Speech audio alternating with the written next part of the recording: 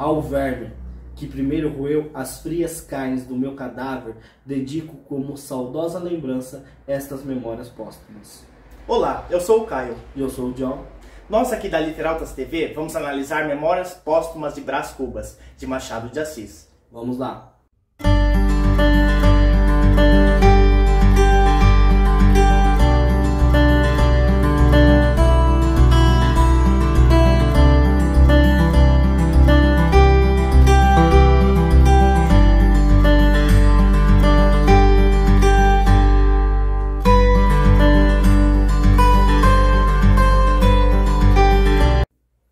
Memórias Póstumas de Brás Cubas, de Machado de Assis, é a obra mais importante do realismo brasileiro, sendo ela responsável pela inauguração dessa escola literária no Brasil. Publicado em 1881, este livro também marca a divisão da obra literária desse autor, pois é a partir daí que Machado de Assis se consagra como um dos melhores escritores da literatura brasileira. Esta obra é um romance considerado como uma sátira menipéia. O que seria isso? Um gênero literário antigo, onde o narrador morto utiliza dessa desimportância de estar vivo para fazer críticas à sociedade, a coisas que estão em vigor na época. Eu gostaria de ler para vocês um trecho que se insere antes mesmo do primeiro capítulo da obra.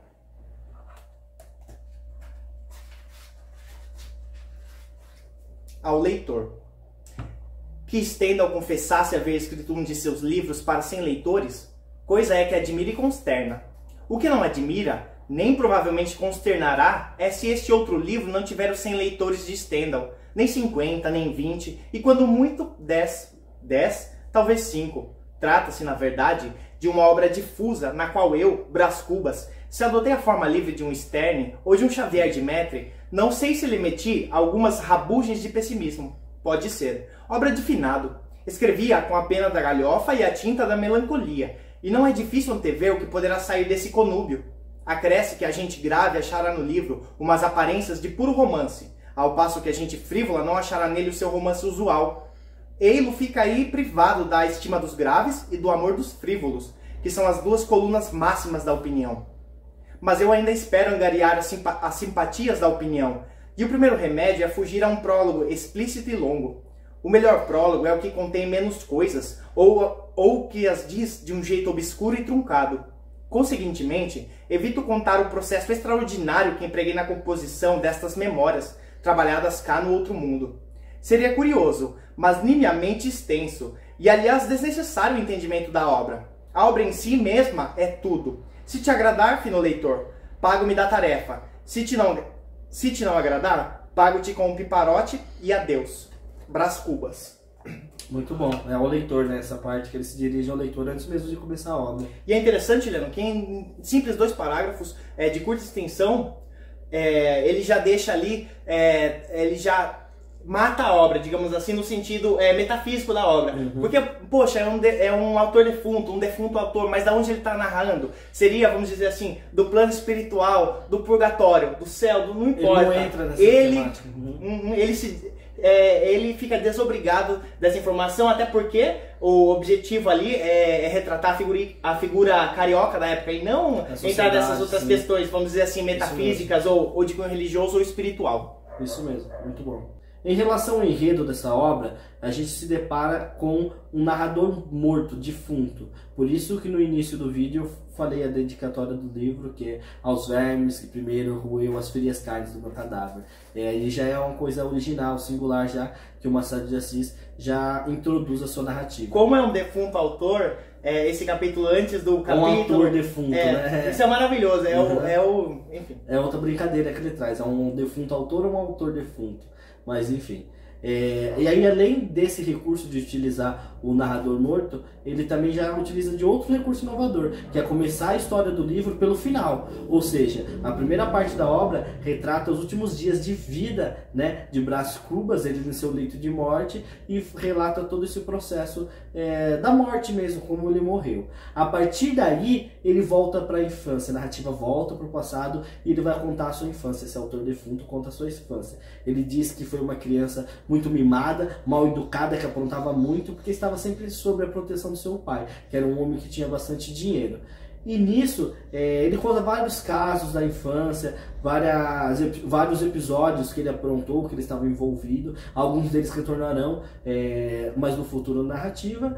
Mas o tempo vai se passando, depois que ele, digamos assim, caracteriza essa infância como ele foi, que já diz um pouco de como vai ser a personalidade da personagem ao decorrer da história. Chega a adolescência. Na adolescência, Brás Cubas começa a cortejar e sair, na verdade, né, com Marcela, uma cortesã barra prostituta, né, que ele fica apaixonado. E ele tem um relacionamento com ela de 15 meses, mesmo ele sabendo que ela só estava interessada no dinheiro dele. Mas mesmo assim ele gosta dela e fica com essa relação.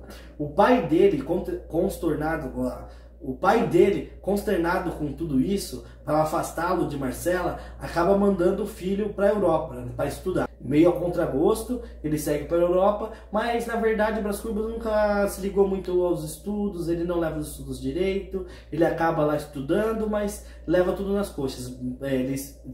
Ele passa mais tempo mesmo vivendo uma vida, aproveitando os benefícios da vida que o pai pode proporcionar, do dinheiro, né, uma vida meio boêmia. Então, depois disso, passam-se alguns anos, poucos anos, ele retorna ao Brasil.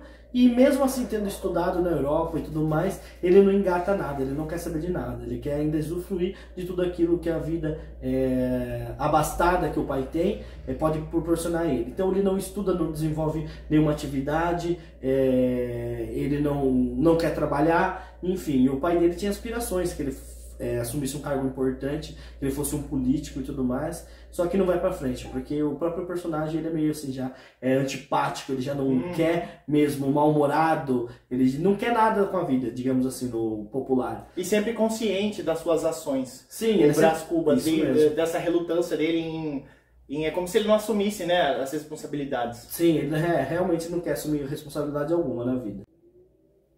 Então, depois dessa volta para o Brasil da Europa, Brás Cubas continua levando essa vida desregrada, sem querer trabalhar, sem querer estudar, sem querer fazer nada com a vida. Na verdade é essa, apenas usufruir de tudo aquilo que a vida abastada do pai podia proporcionar a ele. E gastava, né, esbanjava. Com a Marcela, ele esbanjou todo o dinheiro do pai. Sim, bastante ele gastou dinheiro, muito, né? muito. Mas aí ele volta um pouco mais maduro, mas ainda com esse espírito sem responsabilidade, descompromissado, né? Então, a partir daí é que entra na história Eugênia. Uma moça, né, filha de uma mãe solteira, e essa mãe da Eugênia era amiga da afinada mãe do Brás Cubas, e ele começa a interagir com a Eugênia, ele acha ela muito bonita, que ela é realmente muito bonita, e eles começam a meio que se cortejarem, né? E ele passa algum tempo, ele realmente chega a gostar um pouco de Eugênia, eles chegam a trocar um beijo, alguns carinhos, ele pensa em se casar com ela, até que certo dia ele acaba descobrindo que a moça era coxa de nascença. E isso faz com que ele saia totalmente enojado, com uma repulsa. Ele sai correndo porque para ele era inimaginável se casar com uma moça manca. Ele ficava pensando o que as pessoas diriam, o que os amigos dele diriam se soubessem que ele se casasse com uma moça manca. Por mais que o pai dele também não ia aceitar a união dele com uma moça filha de mulher solteira. Se eu não me engano, ele fala até assim, linda, porém coxa. Então ele nunca conseguiu porque aceitar. Coxa ser tão linda, sim. Essa parte é bem irônica, bem engraçada. E nisso passa-se mais algum tempo e o pai dele, cansado dessa responsabilidade de Brás Cubas, dá um ultimato, um ultimato nele que ele tem que fazer alguma coisa e acaba arranjando um casamento para ele. Casamento arranjado. Isso mesmo, é onde que surge Virgília, que é uma moça filha de um político muito importante, muito influente na sociedade carioca daquela época, e eles começam a se cortejarem.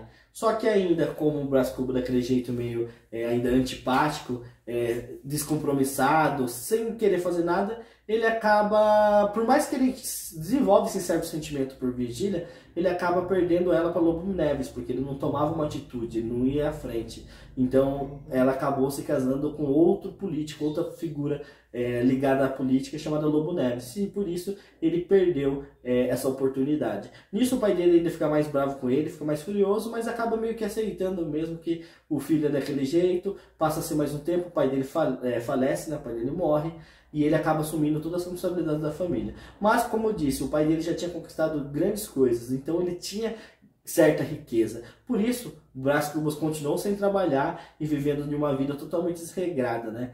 Na boemia, na né? boemia. E por isso ele não queria fazer nada, ele não pensava mais em cargos políticos, ele até chegou a ter algumas ideias de desenvolver ações, atividades, produtos, alguma forma que colocasse o nome dele na história, que o fizesse ser importante, mas ficou só nos planos, ele nunca colocou isso mesmo em dia, né? Nunca colocou em prática esses planos. Então, passado mais algum tempo, ele começa a se envelhecer, começa a se tornar um homem cada vez mais meio antipático, assim, com umas observações bem mordazes, bem ácidas. Por exemplo, eu não citei aquela hora, mas ele chamava a Eugênia, por exemplo, de Flor da Moita. Por que Flor da Moita? Quando ele era criança, ele viu a mãe da Eugênia beijando o cara indo para uma moita numa festa na casa dos pais dele, né? Então ele ligava aquele acontecimento da mãe da Eugênia tendo relações, dando uns amassos, né, com o cara na moita, com o fato da Eugênia não ter pai. Ninguém sabia a identidade do pai dela, né? Então por isso, ironicamente, mesmo ele gostando e pensando ainda de se casar com ela antes de descobrir que ela era coxa, ele já era ácido nessa parte de chamá-la mentalmente de Flor da Moita. Com o tempo ele se tornou, ele desenvolveu essa acidez, essa melancolia e essa... Bom, ele já era, mas ele continuou... o tempo fez com que ele se tornasse ainda mais... uma pessoa ainda mais amarga. E ele se reencontra, né? Com Virgília e Lobo Neves, não é, Lennon? Durante essa época. Aí passa um tempo, ele se reencontra com a Virgília e Lobo Neves. E o Lobo Neves está na vida política e tudo mais, até faz algumas propostas pro próprio Brás Cubas entrar na vida política, promete alguns cargos, influência e tal, mas na verdade não era isso que interessava ele, porque ele começa a ter um caso com Virgília mesmo casado. Então eles começam a sair escondidos, a consumar nessa traição, e até certo ponto... A Dona Plácida, né, que ajuda ela aluga uma casa lá, não é? E eles os encontros à tarde lá e a Dona Plácida servia ela era cúmplice da traição dos dois. Isso mesmo. E passa-se algum tempo, ele até está interessado nela, ele questiona a Virgília porque não larga o marido e fica, mas na verdade Virgília não queria perder todas as mordomias, todo o prestígio que o casamento com o Lobo Neves podia proporcionar a ela. Então ela acaba não largando ele e continua por anos essa traição, né? Esse relacionamento extraconjugal. Só que aí, passado alguns anos, Lobo Neves acaba recebendo a proposta de assumir outro cargo político em outro estado. E infelizmente eles acabam indo embora e a relação dos dois é interrompida aí. Eles acabam sendo separados.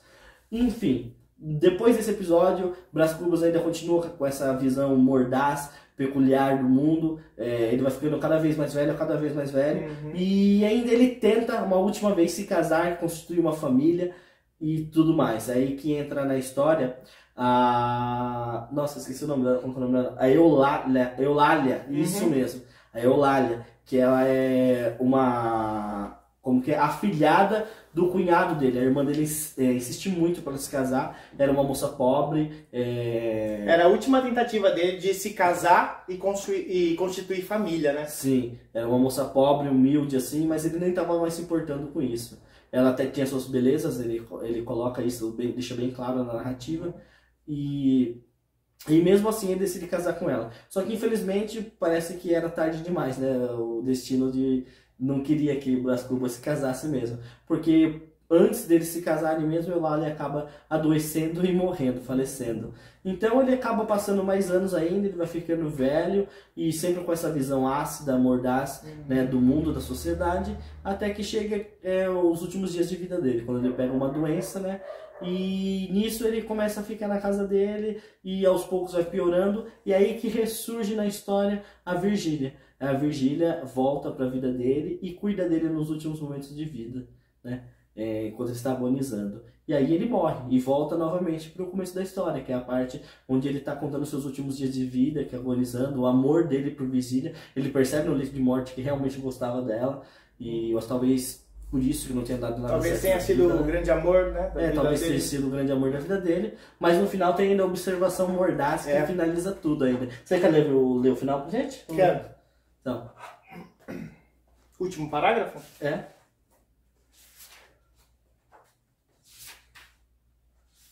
Tá. Vamos lá. Este último capítulo é todo de negativas. Não alcancei a celebridade do emplastro. Não fui ministro, não fui califa, não conheci o casamento. Verdade é que, ao lado dessas faltas, coube-me a boa fortuna de não comprar o pão com o suor do meu rosto. Mas não padeci a morte de Dona Plácida, nem a semidemência do Quincas Borba. Somadas umas coisas e outras, qualquer pessoa imaginará que não houve míngua nem sobra, e conseguintemente que saí quite com a vida. E imaginará mal, porque ao chegar a este outro lado do mistério, achei-me com um pequeno saldo, que é a derradeira negativa deste capítulo de negativas. Não tive filhos, não transmiti a nenhuma criatura o legado da nossa miséria. Olha, até mesmo no final do livro, nos seus momentos finais, para você ver, ele é totalmente ácido e mordaz, porque ele acredita que a vida mesmo é isso, é uma coisa sem sentido. E tão pessimista que ele acha, ainda que no final ele viveu bem simplesmente por não ter tido filhos. Sim, sim. Ele fala para que deixar outras vidas, outras crianças, filhos, né, para viver essa vida miserável, essa vida tão, digamos assim, amarga para ele. Viu? Só um detalhe aqui, o Machado de Assis também não teve filhos, mas ele não era assim não. Em seu leito de morte, dizem que Machado de Assis proferiu a simples frase: a vida é boa. Então, sim, sim, é bem diferente, bacana, né? bem diferente. Os dois. Apesar de ter um paralelo entre as duas histórias, são duas visões totalmente diferentes. E aliás, pelo contrário, a história de vida do Machado mostra que ele foi uma pessoa de superação, né? De fazer tudo. Enquanto o Brás Cubas rejeitava tudo, não se apegava a nada, ao emplastro dele, né? Que é uma ideia que era, ele decidiu criar um medicamento para cuidar das pessoas hipocondríacas. É uma péssima ideia, né? E foi uma outra negativa, né, como ele mesmo diz, no capítulo da história de Brás Cubas. Realmente, isso mesmo. Agora, em relação ao tempo e espaço da obra, com certeza o espaço, como é característico na obra de Machado de Assis, é a cidade do Rio de Janeiro, né? Ele fala muito sobre a sociedade carioca da época, sobre a burguesia, como já dissemos no vídeo anterior, de Dom Casmurro. E isso reaparece, né? Até porque é a primeira obra a tecer essas críticas, né, a toda a sociedade burguesa da época, né? E em questão do tempo, realmente eu não lembro sinceramente se tem alguma menção exata de datas, de anos, mas pode-se entender por toda a narrativa, por todas as questões de ambientação e mesmo de objetos, adereço, que se passa praticamente contemporaneamente à época que ele escreveu o livro, que seja o final do século XIX, né? Isso. O tempo ele é cronológico, ele é de certa forma cronológico porque há diversas marcações, né, de tempo e anos, sim, mas se trata do romance de tempo psicológico, sem dúvida, né, Leno? Sim, é um livro de 160 capítulos, capítulos curtos, e há digressões, devaneios, e ele é um vai e vem, uma refacção muito forte.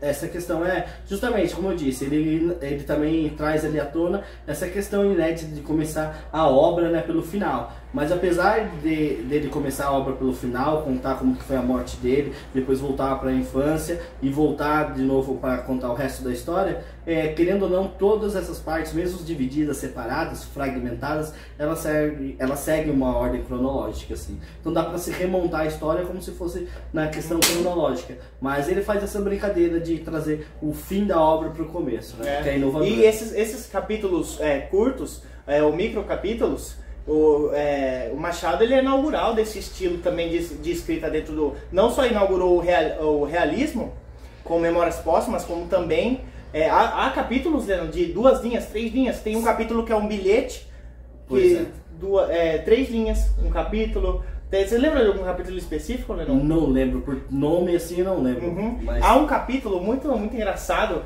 que é As Pernas. Ele volta do teatro pensando na Vigília, né? E pensando assim, divagando, mas ele diz que quando o autor se depara, o Brás Cubas, quando ele se depara, ele já chegou ao restaurante, e daí que ele se dá conta que ele estava com fome, que ele precisava se alimentar, e é um capítulo inteiro dedicado às pernas, que elas pensaram, elas que levaram, e agradece as pernas por ter...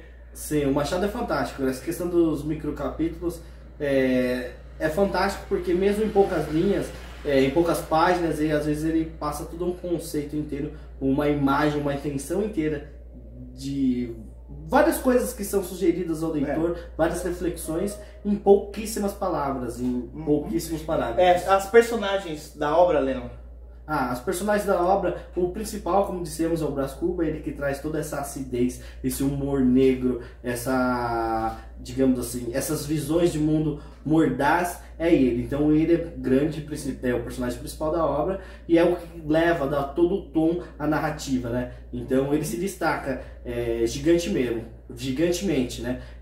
Com certeza é o maior personagem das obras. Sim. Mas temos outros personagens secundários que vale a pena mencionar. Sim, como já dissemos, os casos amorosos de Brás Cubas, né? Sim. Virgília, que é a esposa de Lobo Neves, com quem ele mantém um relacionamento, né? Às escondidas. Sim. A personagem Coxa também.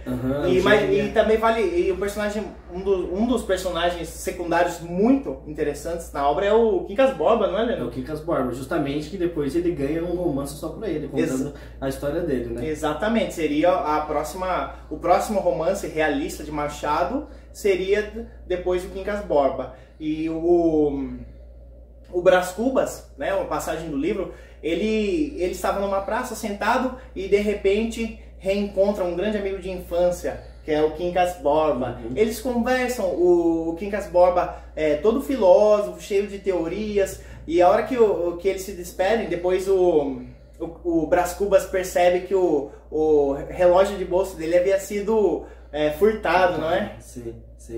O Quincas Borba aparece também em outros momentos, tem certo momento, por isso que no final ele fala, ainda mais no padecia demência, loucura, igual o Quincas Borba, justamente porque ele reencontra o Quincas Borba ao decorrer da narrativa em várias fases. Em fases que ele está mais lúcida, outras que ele se perde nas próprias teorias, devaneios, as suas filosofias, ele inventa, né, uma causa filosófica, uma maneira de vida, né?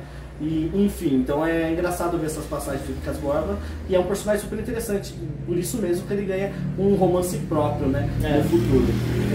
A questão de Virgília, eu acredito que ela caracteriza muito as mulheres da alta classe da época, porque ao mesmo tempo que ela também gostava do Brás Cubas, ela não queria perder, depois que casou com o Lobo Neves, queria perder todo o prestígio, a questão política, até porque ela era de uma família também abastada, uma família envolvida na política, que também era conveniente para as famílias que duas famílias com relações políticas se unissem, né? Então, para você ver, é também uma hipocrisia, uma crítica velada nessa questão, porque por mais que ela gostasse mais do Brás Cubas do que do Lobo Neves, ela não queria perder todo aquele prestígio. Mas no final é muito bonito quando ela volta e cuida dele. Isso é bonito também, isso é bonito. E humaniza bastante a personagem. Sim, isso já dá, como se fala, já mostra outra faceta dela. Isso é muito bacana. Mas não deixa de ser também principalmente nessa parte mesmo de crítica, eu lembro que tem um capítulo inteiro que ele se dedica a realmente falar dessa dualidade, porque se realmente gosta de mim, por que ela não fica comigo, não abandona tudo? Aí é quando ela acaba se mudando junto com o marido e eles ficam um tempo sem se reencontrar. Isso mesmo. Bom, e a linguagem do livro é formal, não é, Leandro? Com certeza, é típico do Machado, totalmente formal, assim, rebuscada, tem bastante expressões, coisas de outra cultura europeia, né? Muita intertextualidade com outras histórias, com autores mesmo. Obras, com peças de teatro, com obras de arte, com personagens da literatura, filosóficos. O Machado de Assis é um autor muito culto. Ele utiliza toda essa cultura que ele tem, toda essa bagagem, né, para colocar nos seus escritos. Sempre carregado de um pessimismo, uma acidez e uma ironia mas muito divertida. Às vezes, não é? A gente dá risada com o livro. A leitura é muito gostosa. Eu mesmo dei gargalhadas em algumas partes, assim, por mais triste e irônico. Agora, me lembrei de uma frase do Machado de Assis. Essa frase está no Dom Casmurro. Bom, mas vou utilizá-la aqui agora, que eu acabei de lembrar, acho lindo, e eu levo isso daqui como conceito, que é o seguinte, na verdade, tô falando do Bentinho. Ele diz que o bom livro, o Bentinho, desculpa escapar a obra, mas o personagem diz que o bom livro é aquele que você fecha o livro e continua a leitura na sua cabeça. Você é preciso parar, fechar. E eu diria que o Brás Cubas é exatamente esse tipo de livro. Você fecha o livro para continuar a sua própria leitura na sua cabeça. Sim, isso é muito bacana.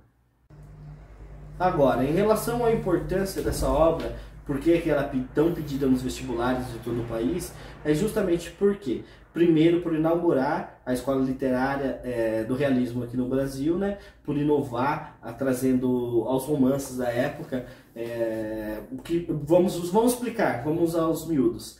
Por exemplo, o romantismo, ele traz toda uma visão romantizada da vida. Ele traz sempre aquele amor idealizado, histórias de amor, mesmo que avassaladoras, que a maioria das vezes tem finais felizes. Enfim, é praticamente isso, é uma história de amor contada ali, mesmo com seus obstáculos, com barreiras, que acaba sempre no final sendo superada e, digamos, temos uma espécie de feliz para sempre, né? Uhum. A questão que corta a ruptura entre realismo e romantismo é justamente essa. Com o realismo, a gente traz uma visão mais crítica da sociedade. E mostra também nas histórias que nem tudo são flores, né? Que não existe assim tantos finais felizes. Então a característica principal do realismo é esta. Trazer uma visão mais verdadeira, sim, menos romantizada da vida. É uma análise do ser humano envolvido no determinado meio social, que muitas vezes se apoia, já não mais com empirismo, mas sim apoiado um pouco mais na ciência, ou mesmo no cientificismo, para analisar essas personagens e como se dá o relacionamento numa determinada sociedade. Com certeza. E as críticas são muito mais pesadas. No romantismo, nós vamos dizer que não existiam críticas. Até existiam críticas, mas era mais em relação ao cunho amoroso. Por exemplo, tem obras do romantismo que falam sobre as dificuldades entre uma moça pobre e um rapaz rico, ou vice-versa, de ficarem juntos. Por causa de todas as imposições sociais, porque as famílias da época queriam que pessoas de família mais abastadas casassem com outras pessoas de famílias abastadas. Existe então certa crítica no romantismo. Porém, no realismo, essa crítica, né, essa análise da sociedade vai muito além da questão romântica. Ela começa a abordar várias outras questões, como a escravidão, como as relações de classes sociais não ligadas apenas ao amor, com a questão das personalidades, da dualidade, da eterna contradição humana. Né? O realismo vem interessado em desnudar a alma das personagens. Justamente por isso essa obra carrega muita crítica. Crítica ao quê? Crítica à sociedade burguesa carioca, toda a hipocrisia, né, que existia ali, dessas relações familiares sempre de interesse, né?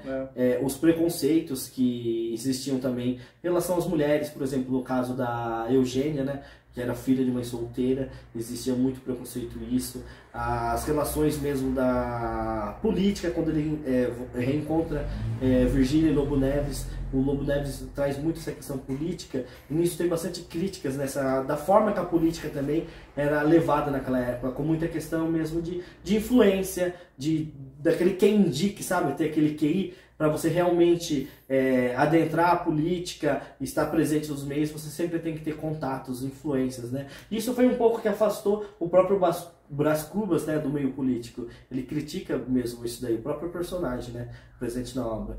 E relações mesmo da vida, aos deveres, né, porque a gente sempre, como a gente retratou na análise da obra Laços de Família, da Clarice Lispector, né, essa questão da mulher, deveres e tudo mais, se você parar para pensar bem, por mais que seja na visão masculina, né, mais machista, o próprio Machado de Assis, em Brás Cubas, ele também faz uma crítica a isso. Por que eu tenho que deixar filhos? Por que eu tenho que ter uma família, ter um legado, casar e tudo mais? Entendeu? E é essa conclusão que o próprio personagem chega no fim da obra, dizendo que tá tudo bem, que eles morreu, mas morreu em paz, morreu tipo com um saldo nem positivo nem negativo, morreu equilibrado, né? Portanto, pode-se afirmar que Brás Cubas é essencial na nossa literatura, por ser a obra inaugural do realismo e também pelo quesito da forma com que Machado compôs essa obra magnânima.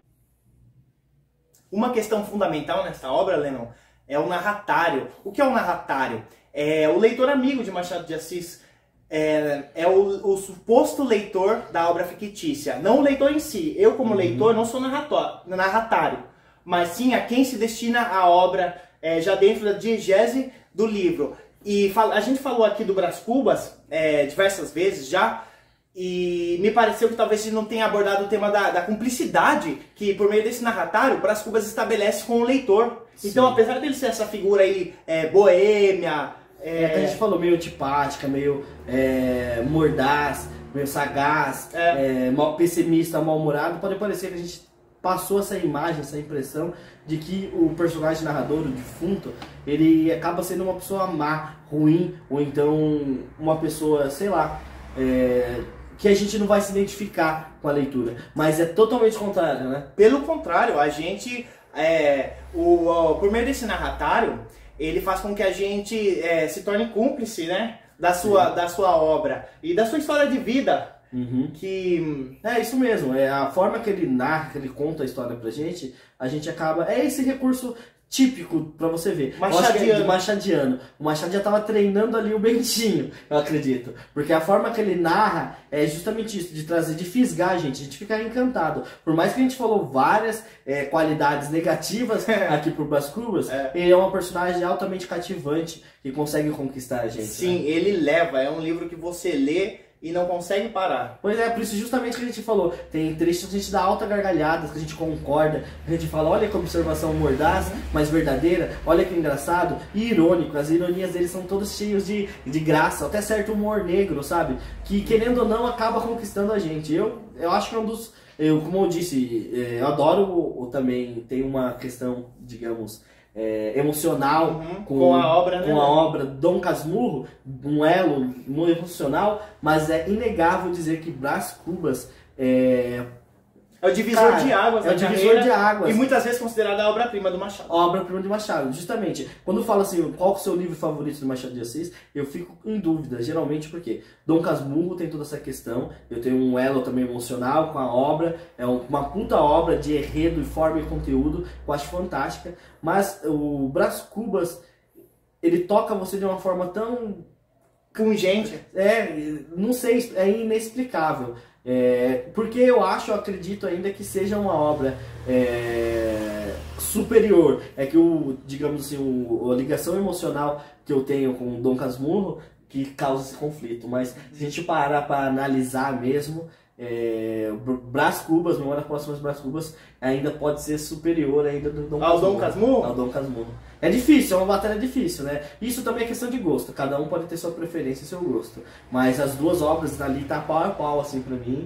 Tanto no aspecto emocional, porque ao mesmo tempo que eu falei que o Dom Casmurro tem essa ligação emocional comigo, mas também, Brás Cubas também tem, porque foi a primeira obra de Machado de Assis que eu li, graças a Deus, que eu já comecei já com tudo, e foi ali, pá, e, sei lá, me pegou. É o grande boom, né? Porque o Machado de Assis, ele vem de A.A. Garcia, sua última obra da fase romântica. Isso. E daí... Isso um adendo. No último vídeo da nossa análise de Dom Casmurro, a gente falou que a mão e a luva era o último. Erramos. É difícil você lembrar de toda a questão cronológica assim, na ordem de lançamento do livro. Aí a Garcia. Inclusive aquela curiosidade, aquele fato que eu falei quando o Machado estava no hospital, com a esposa dele e tudo mais, não era a mão e a luva, era a Yaya Garcia. A passagem de Yaya Garcia, romantismo, para Memórias Póstumas de Brás Cubas, realismo. Justamente. E é ali que ele se torna o grande escritor que conhecemos hoje,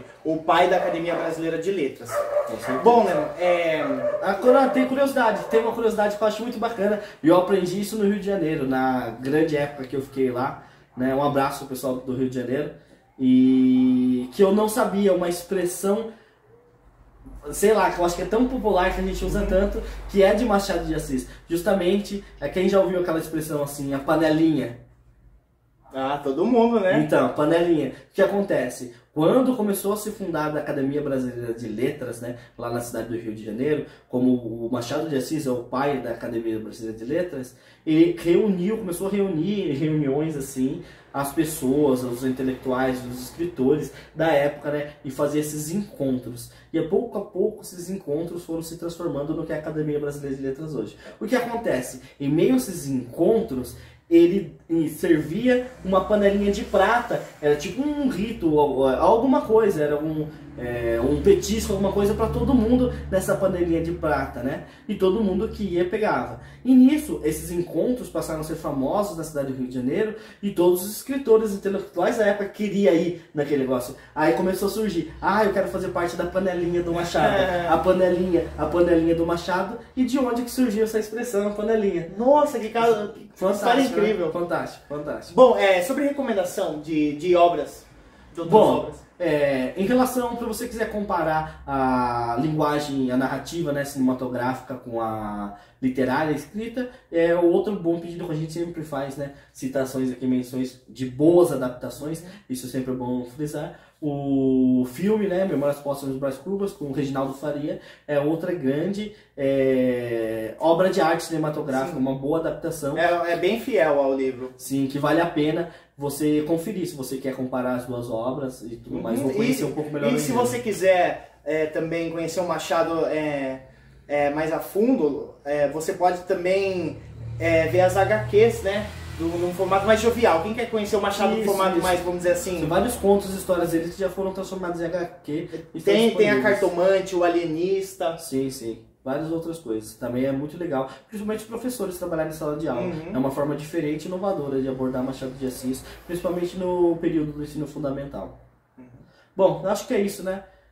Queria agradecer a você por ter ficado até o final do vídeo. Eu vou pedir para vocês não esquecerem de se inscreverem no canal, ativar o sininho de notificação. E é isso. E dedicamos este vídeo ao leitor amigo, né? Ao leitor amigo do Machado de Assis. Até a próxima. Até a próxima.